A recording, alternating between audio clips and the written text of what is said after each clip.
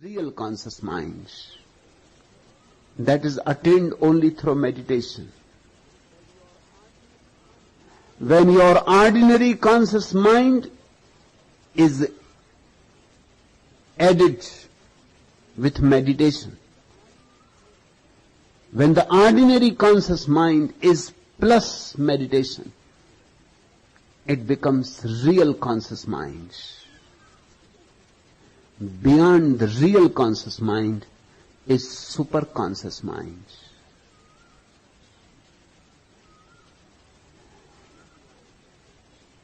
When you are meditating, you have only glimpses.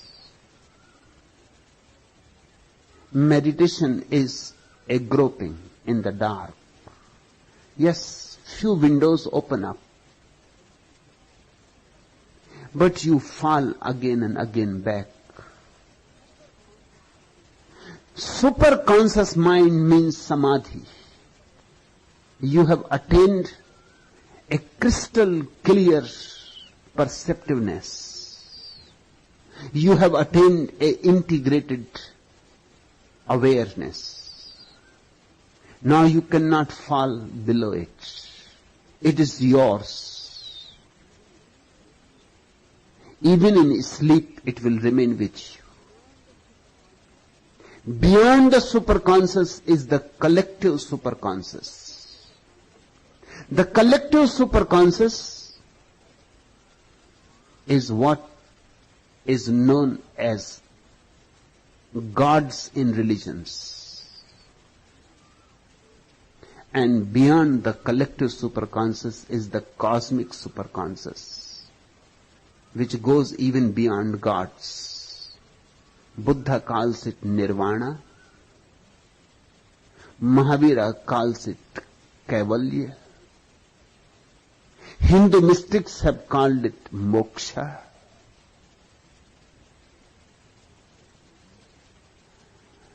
You can call it the truth.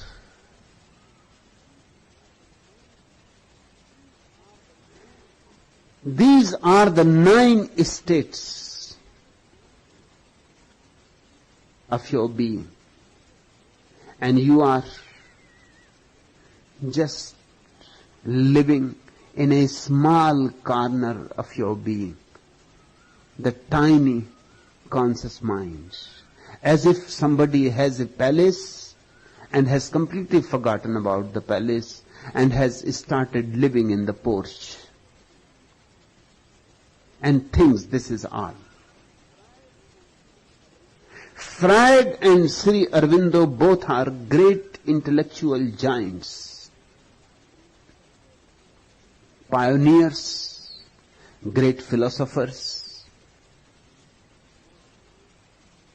but both are doing great guesswork. Instead of teaching students the philosophy of Bertrand Russell, Alfred North Whitehead, Martin Heidegger, Jean-Paul Sartre, it would be far better if people are taught more about Sri Aurobindo, because he is the greatest philosopher of this age, but he is completely neglected, ignored by the academic world for a certain reason. The reason is, even to read Sri Aurobindo will make you feel that you are unaware, and he himself is not a Buddha yet. Still he will create a very embarrassing situation for you. If he is right, then what are you doing? Then why you are not exploring the heights of your being? Freud was accepted with great resistance. But Finally he was accepted. Sri Aurobindo is not even accepted yet. In fact, there is not even opposition to him. He simply ignores. And the reason is clear. Freud talks about something below than you. That is not so embarrassing. You can feel good knowing that you are conscious, and below your consciousness there is subconsciousness and unconsciousness and collective unconsciousness. But those states are all below you. You are at the top. You can feel very good. But if you study Sri Aurobindo, you will feel embarrassed, offended, because there are higher states than you. And man's ego never wants to accept that there is anything higher than him.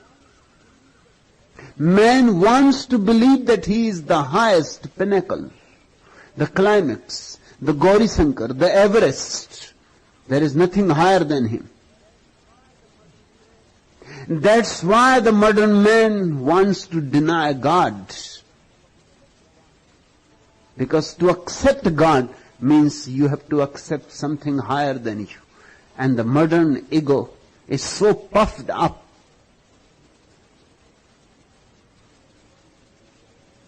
that the modern mind says there is no God, and there is no beyond, and there is no afterlife, and feels very good denying your own kingdom, denying your own heights, and you feel very good. Look at the foolishness of it.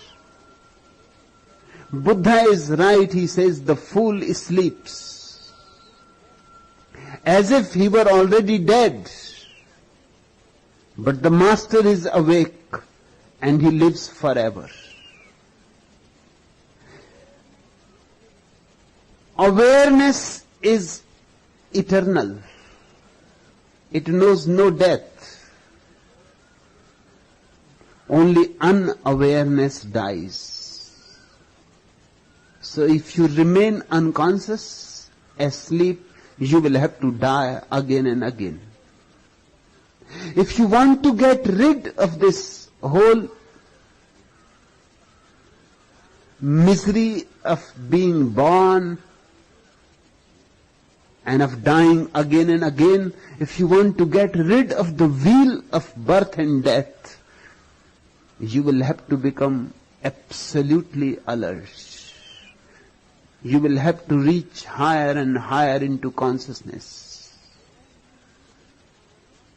And these things are not to be accepted on intellectual grounds. These things have to become experiential. These things have to become existential. I am not telling you that philosophically be convinced, because philosophical conviction brings nothing, no harvest. The real harvest comes only when you make great effort to wake yourself up. But these intellectual maps can create a desire, a longing in you, can make you aware of the potential, of the possible, can make you aware that you are not what you appear to be. You are far more.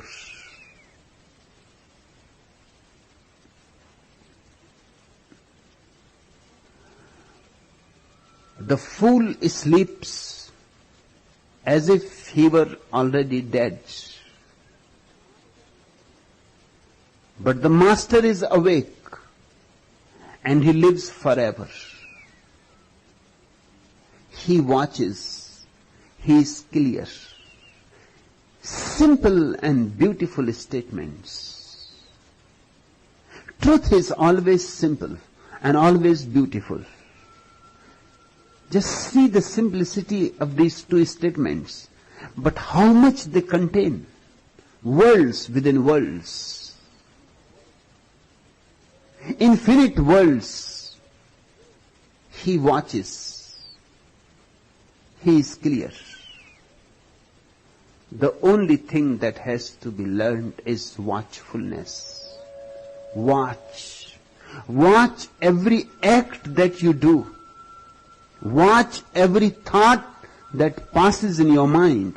Watch every desire that takes possession of you. Watch even small gestures. Walking, talking, eating, taking a bath. Go on watching everything. Let everything become an opportunity to watch. Don't eat mechanically. Just don't go on stuffing yourself. Be very watchful. Chew well and watchfully, and you will be surprised how much you have been missing up to now. Because each bite will give you tremendous satisfaction if you eat it watchfully. Will become more tasteful. Even ordinary food tastes if you are watchful. And if you are not watchful, you can eat the most tasteful food, but there will be no taste in it, because there is nobody to watch. You simply go on stuffing. Eat slowly, watchfully. Each bite has to be chewed, tasted, smell, touch. Feel the breeze and the sun rays. Look at the moon and become just a silent pool of watchfulness, and the moon will be reflected in you with tremendous beauty. Move in life continuously remaining watchful. Again and again you will forget. Don't become miserable because of that. It is natural. For millions of lives you have never tried watchfulness. So it is simple, natural that you go on again and again forgetting. But the moment you remember, again watch. Remember one thing, when you remember that you had forgetting watching, don't become repentful. Don't repent. Otherwise again you are wasting time. Don't feel miserable that I missed again. Don't start feeling that I am a sinner. Don't start condemning yourself, because this is sheer wastage of time. Never repent for the past. Live in the moment. If you had forgotten, so what? It was natural. It has become a habit. And habits die hard. And these are not habits imbibed in one life. These are habits imbibed in millions of lives. So even if you can remain watchful for a few moments, feel thankful to God. Feel thankful. Even those few moments are more than expected. He watches. He is clear. And when you watch, a clarity arises. Why clarity arises out of watchfulness? Because the more you become watchful, all your hastiness slows down. You become more graceful. As you watch, your chattering mind chatters less. Because the energy that was becoming chattering is turning and becoming watchfulness. It is the same energy. Now more and more energy will be transformed into watchfulness, and the mind will not get its nourishment. Thoughts will start becoming thinner. They will start losing weight.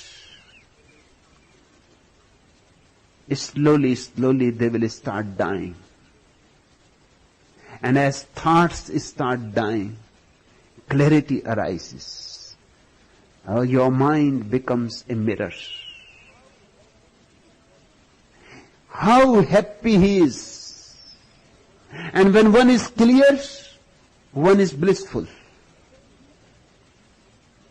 It is confusion that is the root cause of misery. It is clarity that is the foundation of blissfulness. How happy he is, for he sees that wakefulness is life. And now he knows there is no death, because wakefulness can never be destroyed. When death will come, you will watch it too. You will die watching. Watching will not die. Your body will disappear. Dust unto dust. But your watchfulness will remain. It will become part of the cosmic whole. It will become cosmic consciousness. In these moments, the seers of the Upanishads declare, Aham Brahmasmi. I am the cosmic consciousness. It is in such spaces that Al-Hillaz Mansur announced, Anal Haq, I am the truth.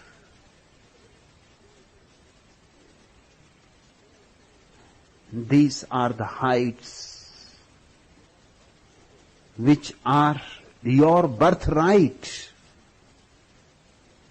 If you are not getting them, only you are responsible and nobody else.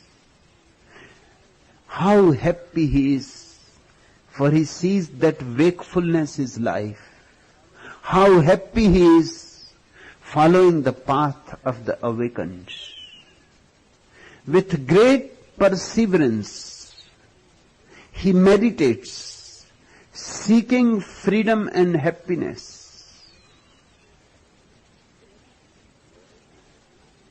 Listen to these words very attentively. With great perseverance. Unless you bring total effort in waking yourself up, it is not going to happen. Partial efforts are futile. You cannot be just so-so.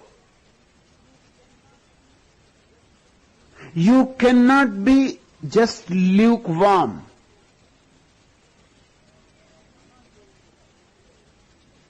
It is not going to help. Lukewarm water cannot evaporate. And lukewarm efforts to be alert are bound to fail. Transformations happen only when you put your total energy. When you are boiling at 100 degrees heat, then you evaporate. Then the alchemical change happens. Then you start rising up. Have you not watched? Water flows downwards, but vapor rises upwards. Exactly the same happens. Unconsciousness goes downwards. Consciousness goes upwards. And one thing more.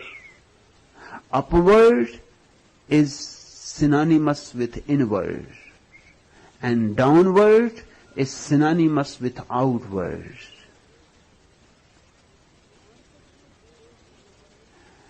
Consciousness goes inwards, unconsciousness goes outwards.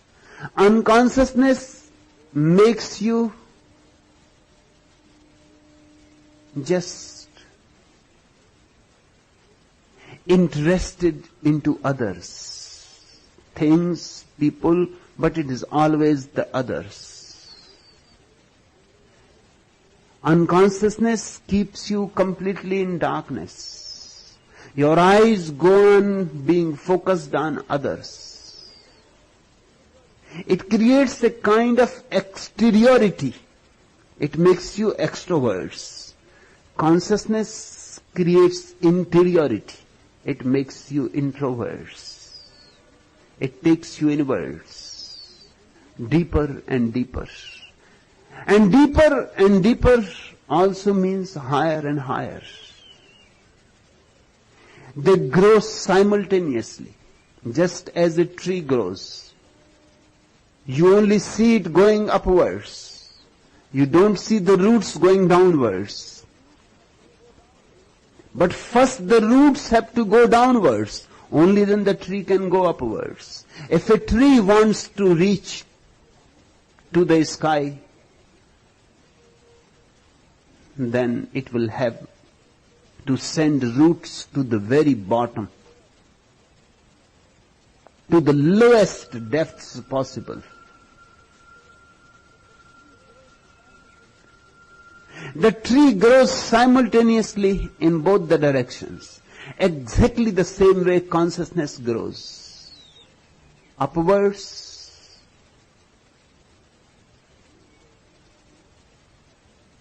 downwards, it sends its roots into your being. I talked about 9 states of consciousness. Your branches of consciousness will go upwards from conscious, so-called conscious to conscious, from real conscious to superconscious, from superconscious to collective conscious, from collective conscious to cosmic conscious. And your roots will be growing from so-called conscious to subconscious, from subconscious to unconscious, from unconscious to collective unconscious, from collective unconscious to cosmic unconscious. The moment your roots reach nature, your flowers start blooming in God. Hence, nature and God are not divided. In the awakened one, they are bridged. The really awakened one is not against nature, cannot be. He is all for nature. In fact, he helps you to go both the ways. On one side into nature, on another side into God. That's my effort here. I would like you to be natural, so natural that your roots go to the deepest core of your being, because that is the only way to help you grow upwards. Roots have to be strongly in the soil, so strong that they can support a high rising cedar of Lebanon. If it has to go hundreds of feet upwards, it will need great roots. Because of this, I am being misunderstood all over this country, particularly, and all over the world in general. The roots have to reach to the sex energy, because that is the lowest bottom in you. Only then your flowers can bloom in super consciousness. in samadhi. The lotus can bloom only if it is rooted in the deep mud down in the lake.